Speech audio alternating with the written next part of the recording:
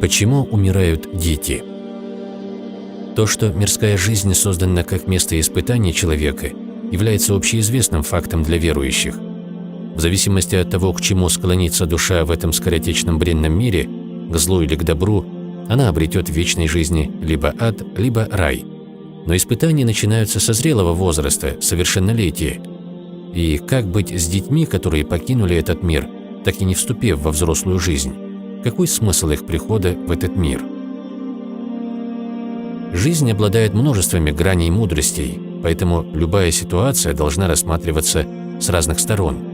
Сталкиваясь с какой-либо бедой, первая реакция может быть негативной, но если взглянуть на эту проблему под другим углом, можно обнаружить и позитивные стороны. Ведь мы никогда не знаем, в чем для нас благо, а в чем вред. Это ведомо лишь всемогущему Творцу. Говорят ведь, что истина видится на расстоянии, а человек со своим ограниченным мышлением не в силах осмыслить масштаб мироздания и мудрость всех процессов, происходящих в нем. Рождение ребенка в семье становится радостным событием, а смерть любимого дитя вводит всех близких в глубокую печаль. Но если в последнем случае родители проявят терпение, то обретут самую желанную цель – довольство Господа, и вместе с ней и возможность соединиться со своим любимым чадом в раю. В изречении пророка Мухаммада, алейхиссалату вассалям, говорится: «В судный день, когда воскресят творение, в одном месте соберутся маленькие дети. Тогда ангелам повелят отправиться с этими детьми в рай.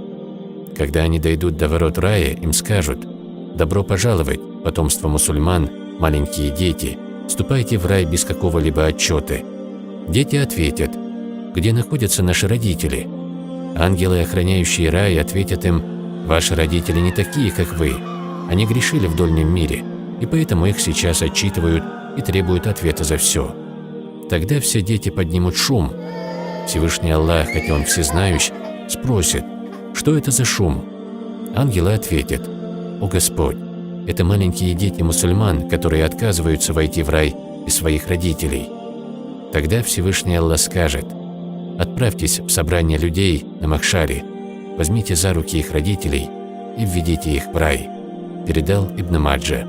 Если у кого умрет родной ему или близкий человек, либо его постигнет другая беда, связанная с имуществом или здоровьем, пусть и самая незначительная, то желательно прочитать следующую мольбу: «Инна лилляхи ва инна иляйхи раджиун. Аллахумма джурни фи мусибати, вахлюф ли хайран минха».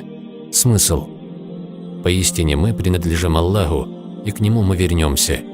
О Аллах, награди меня за мое несчастье и замени его чем-то лучшим». В хадисе посланника Божьего, алейхиссалату вассалям, говорится, что какой бы человек, которого постигло несчастье, не прочитал бы эту мольбу, Господь обязательно наградит его за это несчастье и заменит лучшим, передал имам Ахмад. Да одарит Всевышний всех нас терпением в бедах и несчастьях и обернет их благом для нас. Аминь.